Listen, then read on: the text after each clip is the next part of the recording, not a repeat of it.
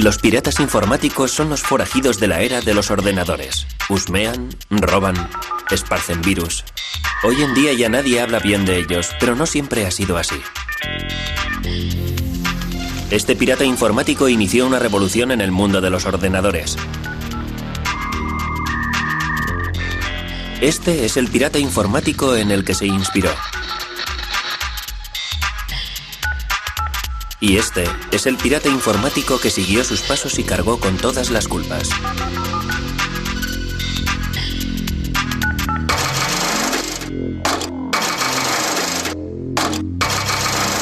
Historia secreta de los piratas informáticos. Estos tres rebeldes tecnológicos son los pioneros de la piratería electrónica. Para Steve Wozniak, la piratería informática es algo que tiene que ver con la creatividad. Logramos que la humanidad sufriera un gran cambio con aquellos pequeños ordenadores. Para John Draper, la piratería informática consiste en experimentar. Consiste en desmontar algo para mejorarlo, para conseguir que haga cosas diferentes, cosas más inteligentes. Ah, sí, hola, es Steve. estupendo ¿Qué tal volver te va, a verte, chico? En cuanto a Kevin Mitnick, la piratería informática es una forma de subversión. Se trata de revelar conocimientos prohibidos, de hacer travesuras, de intentar ser más listo que los demás. Se trata de buscar información. Es un reto intelectual.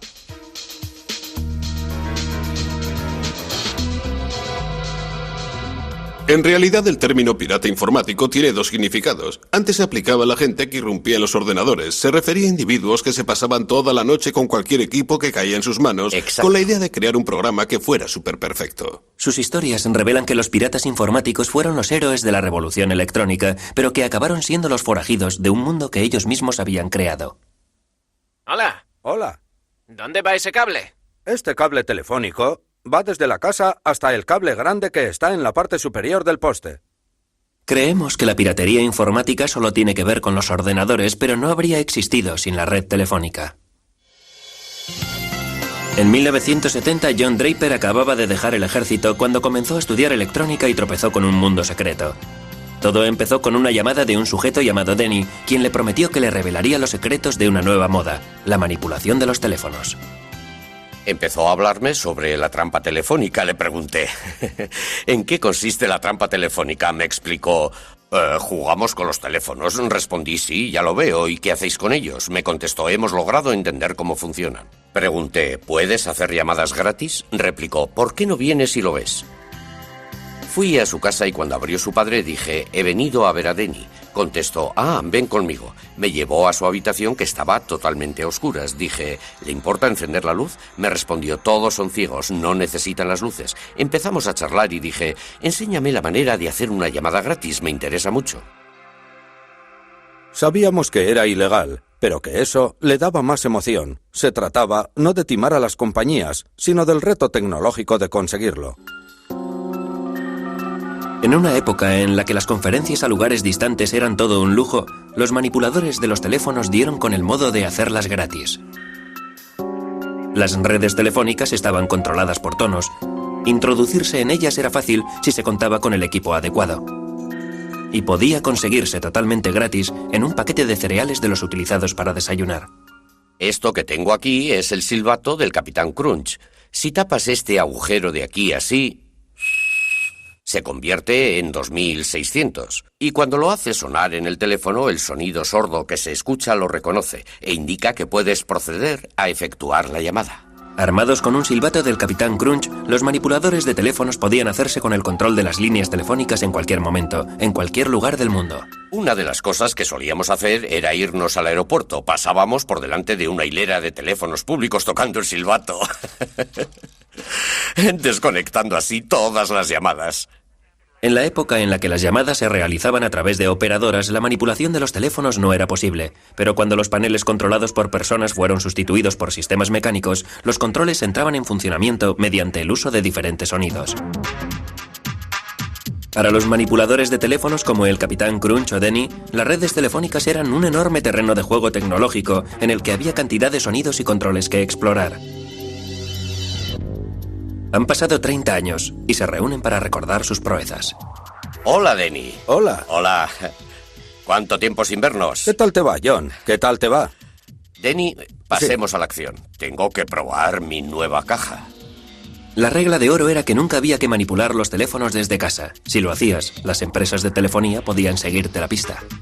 Mientras estuve con Denny, le recogía en la furgoneta Volkswagen. Vamos, Denny. Y nos íbamos a la zona rural más apartada que éramos capaces de encontrar en el mapa. Nos íbamos hasta allí y en un teléfono público empezábamos a piratear. Una vez que daban con los tonos que controlaban los interruptores, los manipuladores de teléfonos eran capaces de ir saltando de una línea a otra y de pasar de una ciudad a otra. Pero necesitaban algo que mejorase la emisión de los tonos. Ahí es donde entró en juego la experiencia técnica de John Draper, creando un artilugio al que llamaron la caja azul. Lo primero que hice fue crear la caja azul. La caja en sí se puede adquirir en una tienda de radios o en cualquier otro sitio. Es una caja normal y corriente tipo estándar. El teclado creo que lo conseguimos en un basurero o algo parecido. Aquí hay uno. La caja azul no es más que un aparato que emite tonos. Emite un cierto número de tonos que la empresa de telefonía interpretaba como tonos procedentes de sus propios equipos técnicos, aunque éramos nosotros quienes los emitíamos. Se convirtió en la llave del reino. Si, por ejemplo, quería una operadora en Nueva York, pulsaba 121 arranque y eso me ponía en contacto. Su llamada no puede ser atendida. Este es un anuncio grabado. Equipados con una caja azul, realizaron llamadas a todo el mundo, con frecuencia solo con la intención de divertirse, escuchando un mensaje grabado en un idioma desconocido. El hecho de que las empresas de telefonía permitieran que el sistema estuviera montado así era algo que me causaba asombro. No podía creer que resultara todo tan fácil.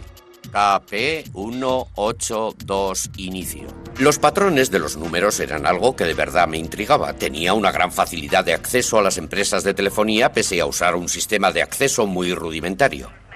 La tecnología de la caja azul fue el gran éxito de los manipuladores de teléfonos. Su red invisible se extendió y no pasó mucho tiempo antes de que los manipuladores empezaran a mantener contactos secretos a través de las propias líneas telefónicas. La mayoría de nosotros solo hablaba por teléfono por hablar. Solo hablábamos de lo que hablan los jóvenes, de sus amigas y de cosas por el estilo. Hablamos por teléfono con una operadora de California. Creo que los manipuladores de teléfonos solo actúan llevados por las ganas de divertirse. En aquella época, la red telefónica era uno de los sistemas más complejos que había, y que alguien conociera todos sus pormenores no dejaba de ser un descubrimiento importante. Los manipuladores de teléfonos no solo aprendieron a controlar los aspectos mecánicos, se convirtieron también en expertos en la manipulación de los empleados de las compañías, un arte que convinieron en llamar ingeniería social. Denny se hizo todo un experto en la llamada ingeniería social. Consistía en la habilidad de entrar en la empresa telefónica y hablar con su personal haciéndoles creer que trabajabas para su misma empresa de telefonía. ¿Qué tal te va, Ron? Bien, soy Bob. Tenemos que llevar a cabo una prueba de transmisión. ¿Qué tal te va, Ron? Bien, soy Bob, del despacho Alpine de Phoenix, Arizona. Desconectamos el manguito de plomo de la arandela y luego la volvemos a colocar. Podía llamar a la sala de organización, podía decir, les estamos hablando desde Fresno. Hemos detectado que están teniendo un error en la línea interurbana. Podrían decirme cuál es el número de dicha línea y podrían facilitarme el número de identificación y lo hacían. Finalmente, las empresas de telefonía se dieron cuenta de la intrusión. Muchos de nosotros recibimos advertencias varias veces de los agentes especiales de las compañías telefónicas, de los encargados de seguridad de las compañías. Las conferencias de los manipuladores pronto se llenaron de historias sobre investigaciones llevadas a cabo por agentes de las empresas de telefonía, sobre todo por el famoso señor Duffy. El señor Duffy decidió hacer una visita a Bill. La madre de Bill permitió al señor Duffy hacer todo lo que quiso. Uno de aquellos agentes especiales solía hablar conmigo a veces. También habló en algunas ocasiones con mi padre con la esperanza de que yo dejara todo aquello. Posteriormente, Duffy fue a visitar a Bill a la escuela. No creo que Bill le dijera nada. Dejábamos de hacerlo durante una temporada, pero como nos divertía, volvíamos a hacerlo una y otra vez. El señor Duffy pronto quedó eclipsado por una amenaza mucho más seria: ser expuestos a la luz en un medio de comunicación de difusión nacional, gracias a Ron Rosenbaum, un periodista neoyorquino. Fue como entrar en el mundo de los forajidos electrónicos de Alicia en el País de las Maravillas. Estaban enviando mensajes fuera de los canales convencionales y además estaban creando el miedo a la intromisión en las comunicaciones. Creo que los manipuladores del teléfono respondían a la paranoia generalizada que sentía el público respecto a los teléfonos y a las comunicaciones. Debido al movimiento antibelicista y a la reacción del FBI, todo el mundo pensaba que su teléfono estaba intervenido. El teléfono fue una especie de foco de paranoia general sobre la intrusión del Estado, sobre la falta de intimidad, sobre toda esa clase de cosas. Rosenbaum logró dar con la pista de Denny y Joe Angresia. Sin embargo, el Capitán Crunch se mostró más esquivo. El Capitán Crunch era uno de los grandes personajes norteamericanos, una especie de superhéroe de fantasía creado en el país. Todos los que fueron entrevistados por Ron Rosenbaum habían mencionado al Capitán Crunch. Por esa razón le llamé y le dije, no nos gustaría que publicara usted ese artículo porque, en serio, no es una buena idea. El Capitán Crunch estaba muy preocupado porque no hacía más que repetirme, haga lo que haga, no quiero que esta información caiga en manos de los radicales. Él tenía la sensación de que aquello podría llegar a paralizar el sistema de telefonía de los Estados Unidos e incluso colocar a los Estados Unidos bajo el yugo nuclear de la Unión Soviética. El artículo de Ron Rosenbaum sobre los manipuladores de teléfonos fue publicado en la revista Esquire en octubre de 1971. Acudí a la biblioteca, leí el artículo y no podía creerlo. Era tan revelador, me dije, oh Dios mío. En aquel momento me di cuenta de que la manipulación telefónica, tal y como yo la había conocido, había muerto. Se lo leí a Denny entero por teléfono. Todo el mundo recibió su llamada. Una de las últimas llamadas que hicimos fue para leer el artículo a todos porque no podían leerlo. No daban crédito a aquello. Les dije, chicos, estáis acabados. No debisteis permitir que aquel tipo hablara con vosotros. No teníais que haberle proporcionado toda esa información. Después del artículo del Esquire, todo el mundo se subió al carro. Hola a todos. ¿De quién es el número 2374059? Mío y de Paul. Después, todas aquellas fuerzas tan poderosas se unieron sobre todo con la idea de robar. En algunos casos no pasó de una especie de vandalismo juvenil, ya saben, del tipo de estoy haciendo algo malo a que es chulo, pero en otros casos hubo afán de lucro.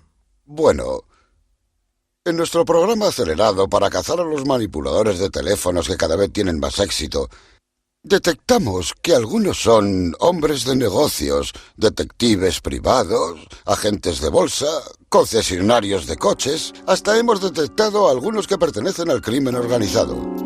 La reacción afectó a los pioneros de la manipulación telefónica tan duramente como afectó a sus parásitos. Atraparon a los de Los Ángeles, atraparon a los de Seattle, atraparon a los neoyorquinos. Crearon jurados de investigación que lo analizaron todo. Y claro, todos los que atraparon tenían mi número. Y fui declarado responsable de todo a cuenta del artículo. Las autoridades actuaron con mano dura. La posesión de una caja azul podía suponer 2 años de cárcel. El Capitán Crunch fue acusado de un delito federal de fraude a las empresas de telefonía y pasó 4 meses en la cárcel. La manipulación de teléfonos estaba muerta, pero no enterrada. Estaba a punto de estallar una revolución tecnológica a escala mundial, y el Capitán Crunch todavía seguía allí para servir de inspiración a una nueva generación de piratas informáticos.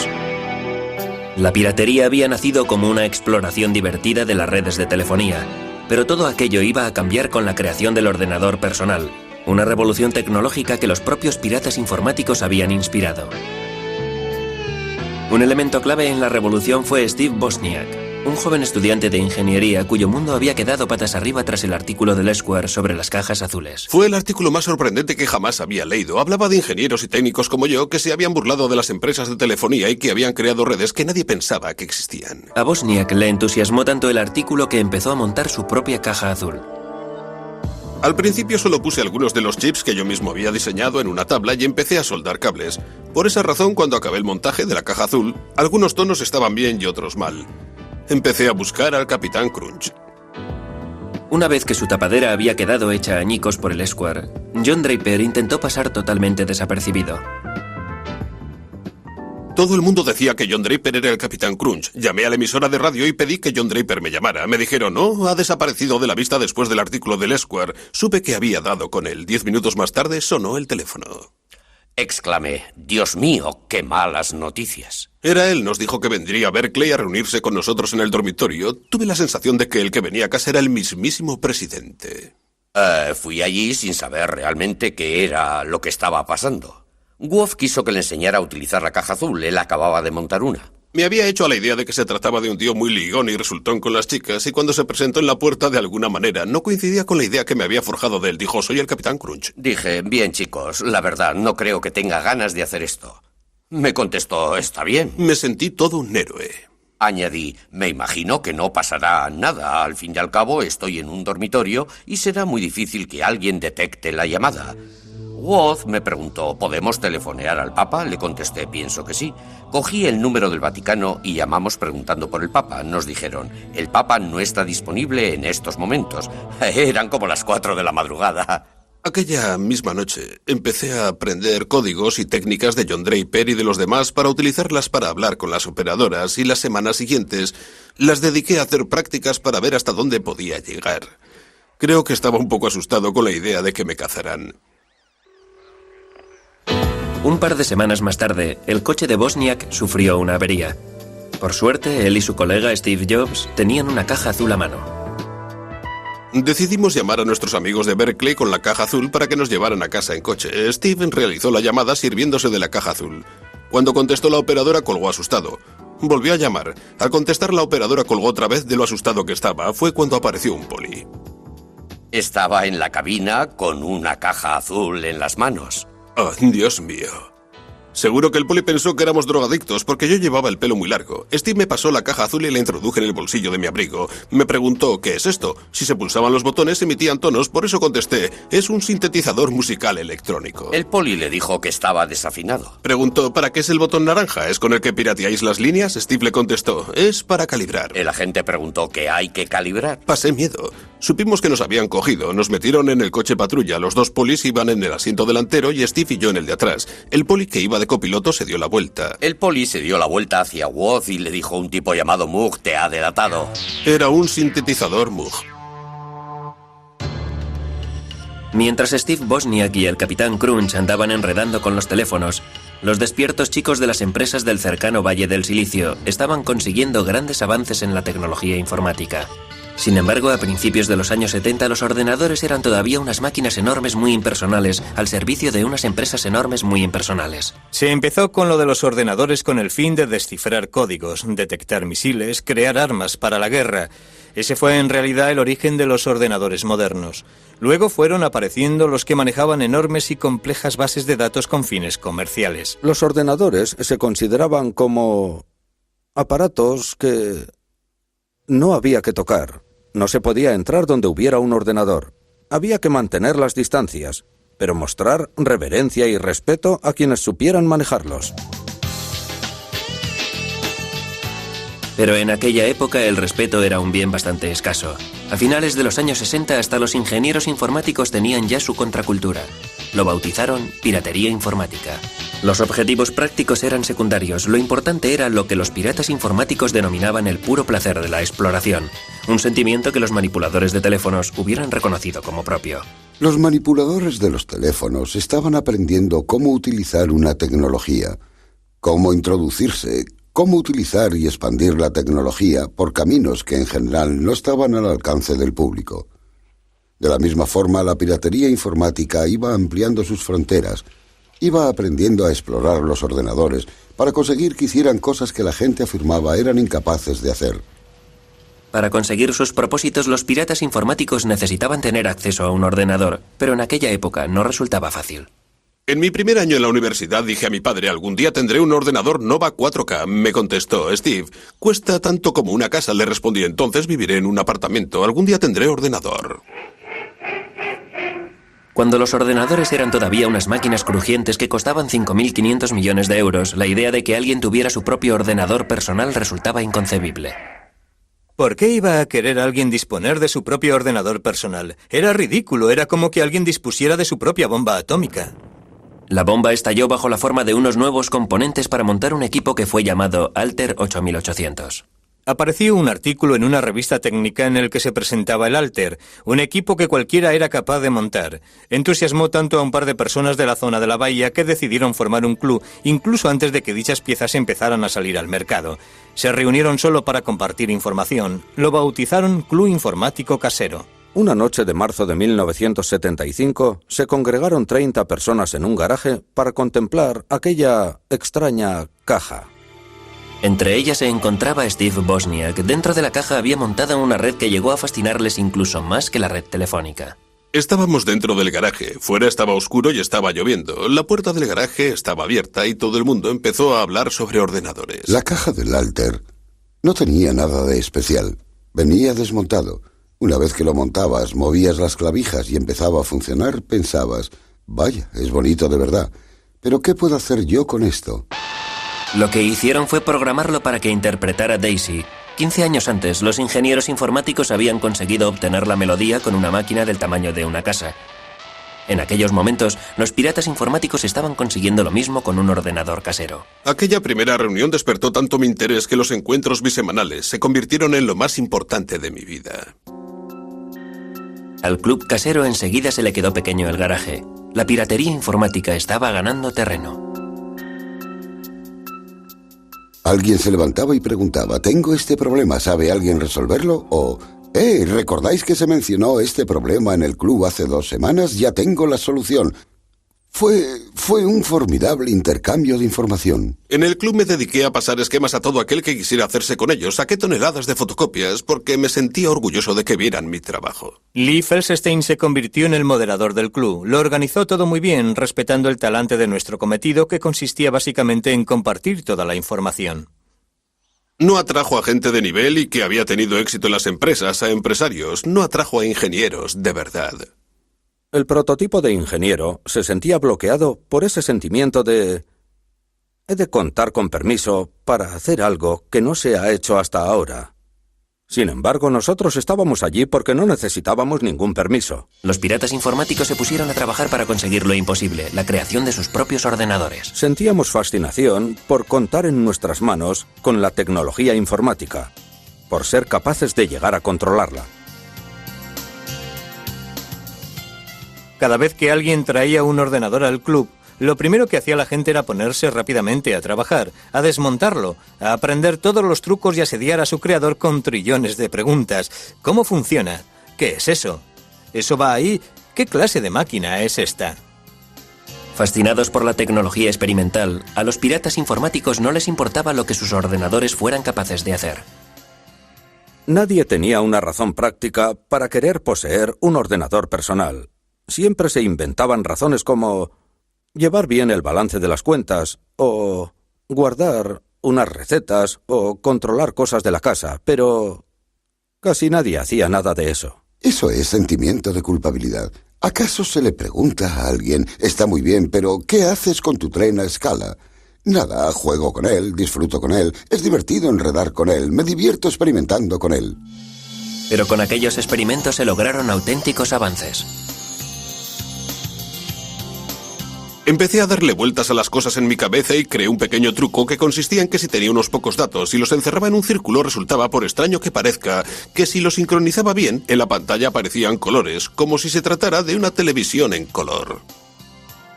Estoy convencido de que las cosas más importantes con las que contamos hoy día en los ordenadores fueron creadas por ellos. Los miembros del club lograron que los ordenadores hicieran cosas impensables. Crearon juegos y música con ellos, crearon gráficos y programas de dibujo. En el club, la piratería estaba viviendo su época dorada. Steve Wozniak trabajaba día y noche en su garaje con el fin de crear un ordenador perfecto. Yo creo que Woz fue el pirata informático más grande de todos. Era capaz de diseñar hardware, era capaz de diseñar software a partir de un lápiz y papel y hacer que funcionara. Todos los que echaban un vistazo a los circuitos que yo hacía decían, vaya, este individuo no se limita a hacer lo que enseñan ahí fuera.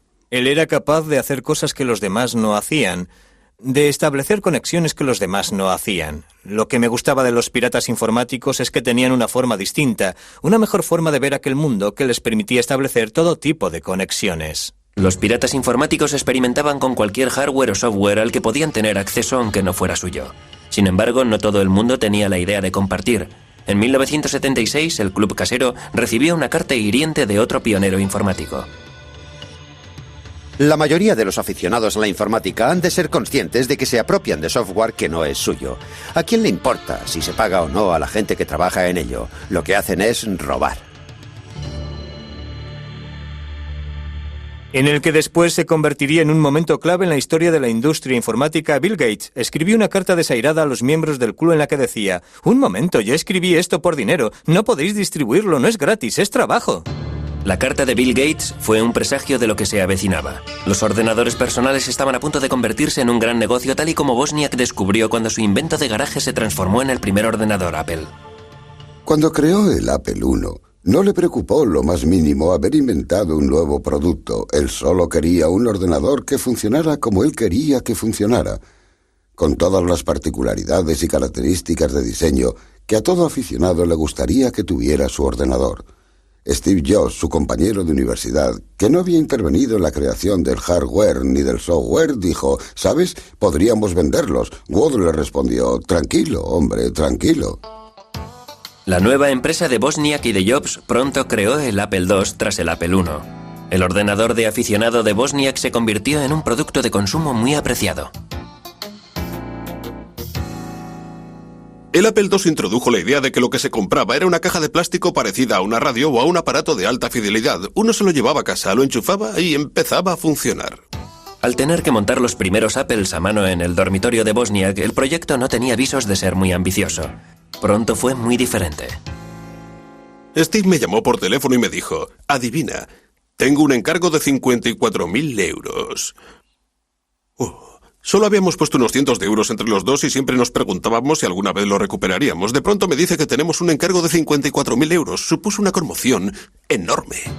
En 1982 las ventas de Apple habían superado los 540 millones de euros anuales. La piratería informática y los negocios no eran compatibles. Los días del club cibernético casero estaban contados. Quizá acudí a unas cuantas reuniones más del club, pero empezó a dejar de ser lo más importante de mi vida. Lo más importante empezó a ser la empresa, Apple Computers. Tenía que dedicar más tiempo y energía a los productos que iban a salir a la venta. Al formarse empresas del tipo de Apple, al transformarse en negocios serios, tuvieron que empezar a introducir secretos. No podían contar a sus colegas del club informático casero cuáles eran sus planes para los nuevos productos, en qué estaban trabajando, porque sus competidores podrían haberse infiltrado allí y decir: «Caray, ¿Apple está haciendo eso? Hagamos nosotros algo parecido». Creo que al final fue esto lo que acabó con el club. El Club Informático Casero se reunió por última vez en 1986, dejando atrás no solo Apple, sino 23 empresas informáticas creadas por diferentes miembros del club. Los piratas informáticos podían afirmar que habían creado el mundo moderno, pero este era un mundo en el que ellos ya no eran bienvenidos. El 15 de febrero de 1995 concluyó una persecución de 2 años cuando agentes armados del FBI localizaron a un buscado delincuente en un edificio de apartamentos en Carolina del Norte. La piratería informática estaba a punto de convertirse en una profesión fuera de la ley. FBI, acérquese a la puerta, traigo una orden de arresto. A la 1:30 de la madrugada llamaron a la puerta. No miré el reloj de la pared porque de haberlo hecho no habría respondido. ¿Quién es?, pregunté. Me contestaron: el FBI. Buscaban a Kevin Mitnick, un pirata informático cuyas intrusiones en los ordenadores de otras personas le habían convertido en el enemigo público número 1. Mitnick, por muchas razones, se encontraba en el lugar equivocado en el momento equivocado. Internet estaba despegando. Había muchas cosas en juego en aquella época y creo que Mitnick fue el chivo expiatorio de los medios de comunicación y de parte de la administración. Lo presentaron como una especie de coco. 20 años después de que Mitnick fuera arrestado, los piratas informáticos habían hecho saltar la chispa de la revolución informática. Los miembros del Club Informático Casero habían logrado arrebatar a las empresas el control sobre los ordenadores y lo habían puesto en manos de gente corriente. Kevin era hijo de aquella revolución. En el instituto, todo el mundo fumaba drogas, bebía, iba a fiestas. Yo no estaba metido en aquello. Por la razón que fuera, no me gustaba salir. Yo disfrutaba con aficiones. Bueno, Aficiones que eran mucho más individualistas. En la generación de Mitnick había todo un campo electrónico que explorar. Las empresas y las administraciones empezaron a conectar entre sí sus ordenadores. El sistema telefónico ofrecía un atajo a esas redes tan seductoras. Era como si la red fuera el universo. Star Trek. Era ir donde jamás había estado el hombre. La red informática, las redes telefónicas, era ir a donde jamás había ido un pirata informático. No disponía de un ordenador personal. Empezó a piratear en la cadena de tiendas RadioShack. Utilizaba los módems de los ordenadores de las tiendas para entrar en ordenadores de otros lugares. La nueva generación de piratas informáticos se inspiró en los forajidos electrónicos de épocas pasadas, como el Capitán Crunch, el manipulador de teléfonos. Era alguien a quien yo admiraba mucho, debido a su inteligencia, debido a sus habilidades y a sus conocimientos del sistema telefónico. Al igual que los manipuladores de teléfonos, Mitnick utilizó una amplia gama de habilidades para llevar a cabo la piratería informática. Tan importante como saber hacerlo era la ingeniería social, la habilidad para engatusar y trampear, para hacerse con información útil a través de empleados ingenuos. Con solo 17 años, Mitnick y sus amigos fanfarroneaban de haber logrado burlar a un guarda para introducirse en el mismísimo cuartel general de una empresa de telefonía y robar unos importantes manuales técnicos. Fue como entrar en una tienda de golosinas. Queríamos leer aquellos manuales para enterarnos de cómo funcionaba todo el sistema. Aquel delito le valió una condena adecuada a su edad. La empresa de telefonía estaba molesta porque alguien había tenido la osadía o la audacia de hacer aquello y porque ella misma no se había preocupado de su sistema de seguridad. Su sistema de seguridad era totalmente inoperante. El arresto de Mitnick creó un patrón para el futuro. Kevin continuó teniendo problemas. Tenía una capacidad más que notable para ser arrestado. Mitnick no fue el único que tenía problemas. Los oficiales de la NASA en Huntsville se percataron de que a finales de junio personas no autorizadas se habían introducido varias veces en un ordenador en el Centro Marshall de Vuelos Espaciales. Fueron lo suficientemente listos como para borrar la clave de entrada y la de salida. Los piratas informáticos, como ellos mismos se autodenominan, no solo fueron listos, sino muy arrogantes. Dejaron grabados mensajes en el ordenador como «No podéis cazarme». Yo creo que es algo biológico. Creo que hay gente que siente inclinación a hacerse pirata informático y gente que no. Se puede ver en los niños. Hay niños que se ponen delante de un ordenador y exclaman «Dios mío, por fin soy capaz de expresar una parte de mí mismo».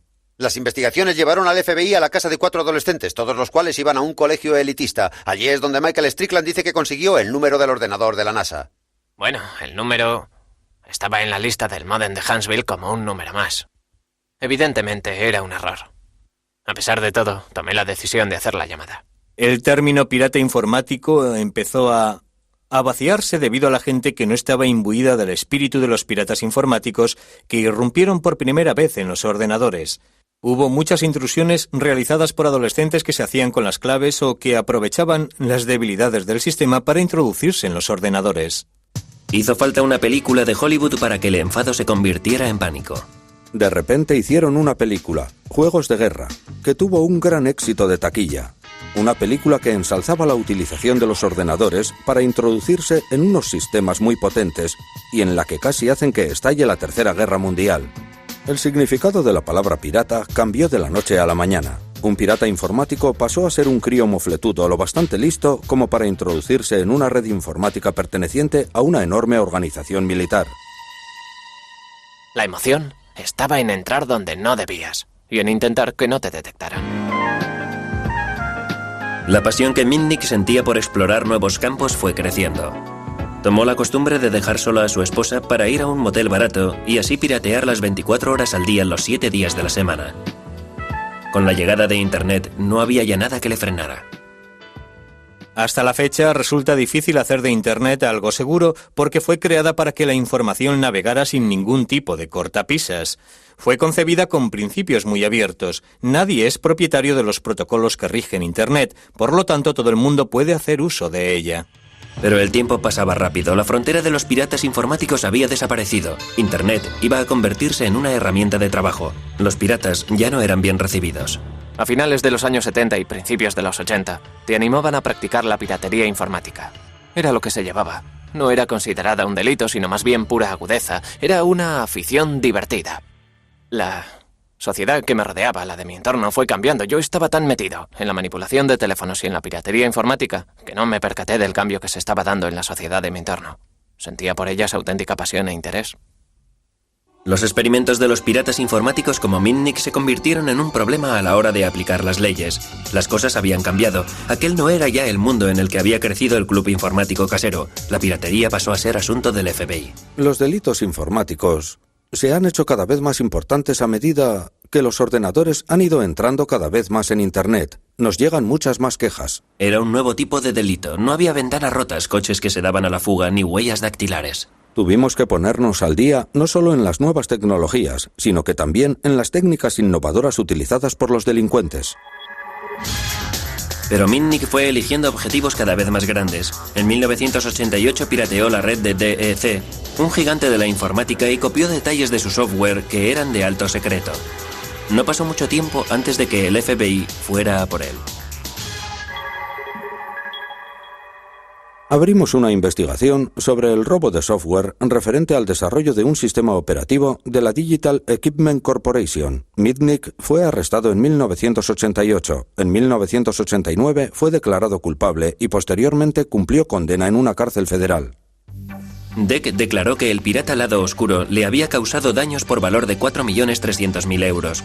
En el juicio, Mitnick se dio cuenta del miedo que el mundo sentía por los piratas informáticos. Hubo un fiscal que en el juicio se acercó al juez federal y le dijo: si el señor Mitnick se acerca a uno de los teléfonos que utilizan los reclusos para hacer sus llamadas, sería capaz de iniciar una guerra nuclear. Yo estaba allí sentado ante el juez. No daba crédito, fue ridículo. El juez se contagió en gran medida de la historia del caso y ordenó que fuera aislado en una celda. Me tuvieron aislado en una celda durante 8 meses, basándose en el temor de que fuera capaz de iniciar una guerra nuclear a través de un teléfono. Creo que solo le sacaban de la celda 1 hora al día, y para hacerlo le ponían los grilletes. En 1989, tras un año en la cárcel, Mitnick fue puesto en libertad vigilada y le conminaron a que asistiera a un centro de rehabilitación para que se curara de lo que el juez denominó adicción a la informática. Finalmente fue a vivir al apartamento de su padre, pero era ya un hombre marcado. La empresa de telefonía controlaba las 3 líneas de teléfono que mi padre tenía en su apartamento. Quise averiguar quién estaba detrás de todo aquello y por qué. Averigüé quiénes eran los investigadores en Pacific Bell que habían instalado los equipos. Así que empecé a recoger información. ¿Que cómo recoge uno información? Interceptando las comunicaciones. Pude hacerme con la clave de sus buzones de voz, algo parecido a los contestadores automáticos de las casas. Escuchaba los mensajes e intentaba recopilar toda la información que tenían cuando hablaban de mí. El gobierno dijo que aquello era irrumpir en un ordenador. Emitieron una orden de arresto porque había violado mi libertad vigilada. En fin, eso es lo que pasó. Así que aquello me irritó muchísimo y dije: cogedme si podéis. En diciembre de 1992, cuando el FBI fue a detener a Mitnick, este había volado. Se fugó porque no se fiaba del gobierno, no se fiaba del FBI y estaba convencido de que si hablaba con ellos le meterían otra vez en la celda, en una celda de aislamiento. Estaba dispuesto a hacer lo que fuera para no volver de nuevo a aquella celda. Fue toda una aventura. Me fui a otra ciudad, a un hotel, encontré un sitio donde vivir, encontré trabajo en un bufete de abogados y empecé una nueva vida a partir de cero. Pero claro, tuve que reconstruir el pasado. Lo hice sobre mí mismo, inventándome referencias. Creé una nueva identidad en la que así podría apoyarme. Conseguí información completa de todos los que se habían licenciado en Ciencias de la Información. Luego busqué un nombre que me gustara, claro. Y di con el nombre Eric Weiss. Yo ya sabía que Eric Weiss había sido el verdadero nombre de Harry Houdini.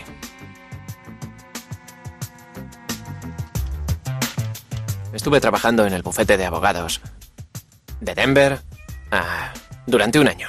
Algo más de un año bajo el nombre de Eric Weiss. Y lo que propició mi caída fue que seguí con mi afición a la piratería informática.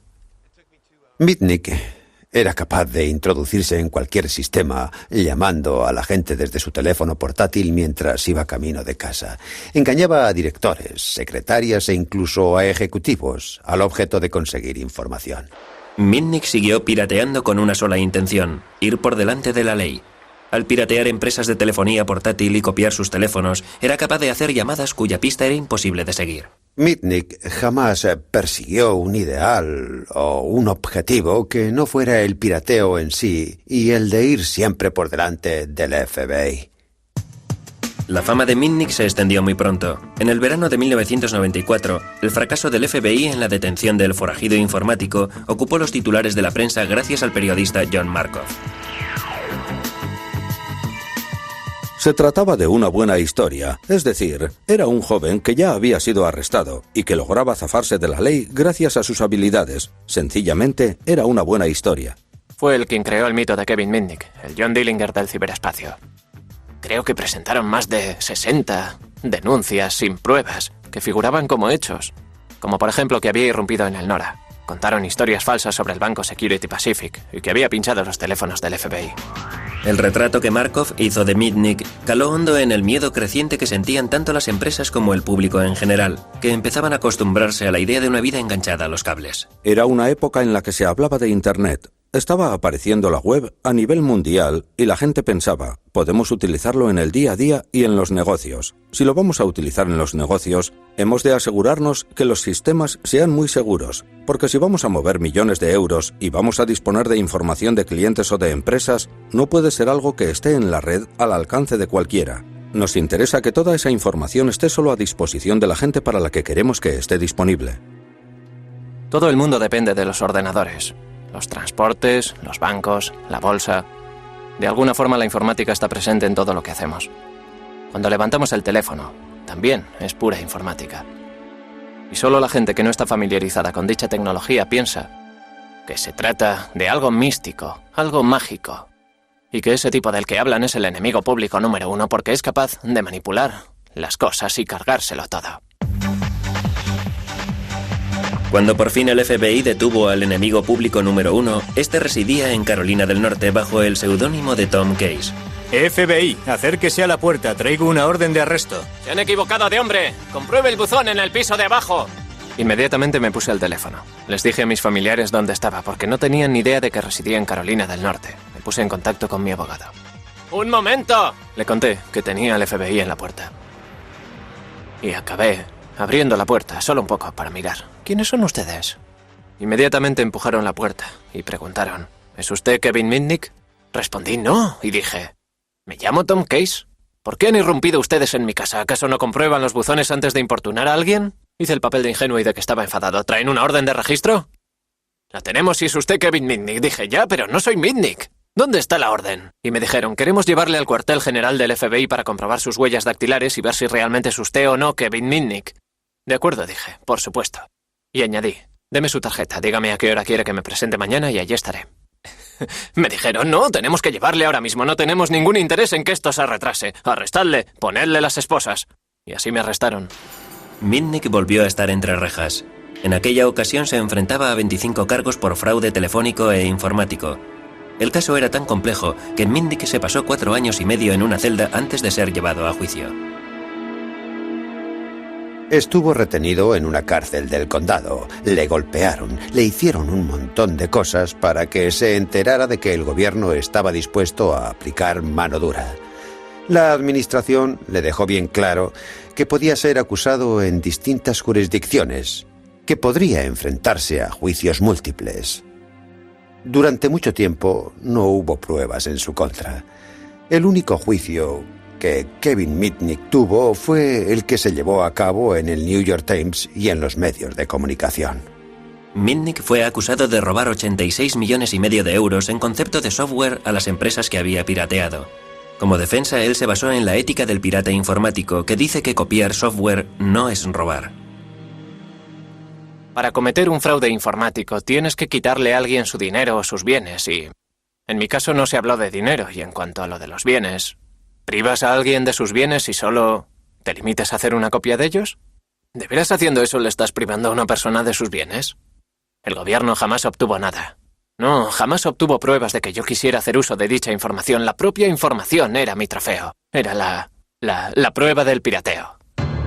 Puede que Mitnick fuera un héroe popular entre los piratas informáticos, sin embargo, otros le veían bajo un prisma muy distinto. Creo que las reglas del juego y la justificación moral en las que podía sustentarse la piratería informática habían cambiado sustancialmente.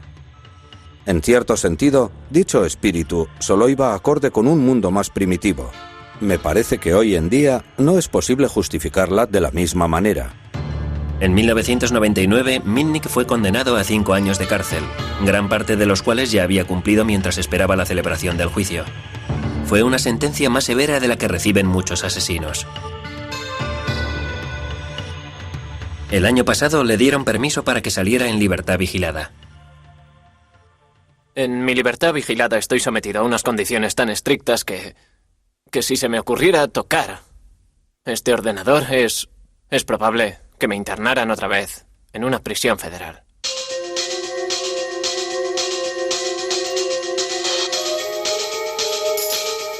Puede que a Mitnick le hayan prohibido que toque un ordenador. Sin embargo, le está permitido reunirse con sus héroes, los piratas informáticos, el Capitán Crunch y Steve Wozniak.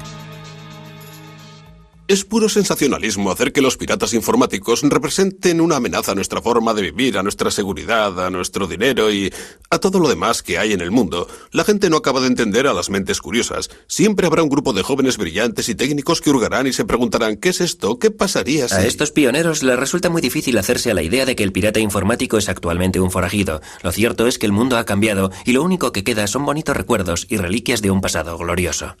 Oh, hace 30, 40 años o algo por el estilo. ¿Os trae eso viejos recuerdos? Claro que sí. No hay nada que yo cambiaría por el éxito que tuvo Apple, excepto el año que pasé en Berkeley. Y antes de eso ya existía el silbato del Capitán Crunch.